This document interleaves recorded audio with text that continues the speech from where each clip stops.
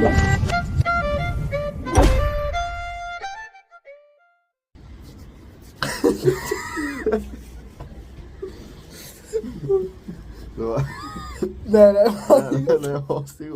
стига. Здравейте хора, аз се казвам Тошко. Аз съм Ивайло. Така, ние сме на 16 години и искаме да снимаме как ще продължи развитието ни в живота с Аверчето. На 16 години сме и двамата. Може да ви кажем докъде сме стигнали за момента. Понеже навън е доста студено, както виждате има леко сняг. Снимаме навън в момента, студеничко е доста. За момента с Авера сме стигнали до факта, че сме на СФО. За тези, които не знаят, това е самостоятелна форма на обучение. Това ни дава доста повече време да можем да учим неща, които евентуално ще ни помогнат в живота, а не просто да спим в час, както правим обикновено. Да, точно. Нали? Покажи се малко повече, ако искаш, евентуално. Давай, пак се показваме. Светлината е малко гадна, обаче... От първоначалното ще е така. Да. Това ни е между другото първият клип. Да, това ни е първият клип.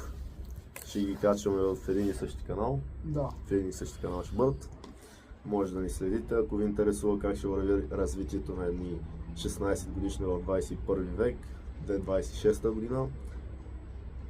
Така, накратко ще ви кажем какви способности имаме. Аз говоря английски на B1, той говори на първоначално, колкото да може да си намери туалетната и ресторанта. Започвам да се развивам на английски. Намерили сме си работа в София, която ще ни е първата. Изчакваме си документите. И какво друго? И така, след това втора, трета част ще снимаме пак как се развиваме всичко. Да, заплатите ни в Макдоналдс няма да бъдат големи, който се интересува може просто да погледне, да види. Дали в Google той си пише. Ние ще работим по...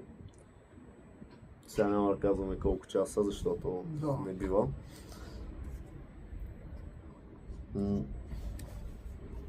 Ще си намерим и квартира в София, защото ние в момента сме в Самоков. Да.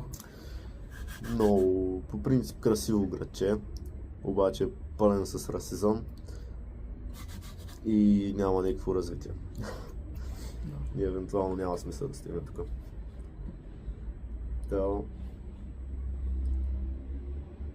Не знам какво друго да кажа. Това е за сега. За сега е това от нас. За сега е това. До скоро, хора. Част ще ви има. Очаквайте ни във втора част, как за първия ни работен ден, евентуално.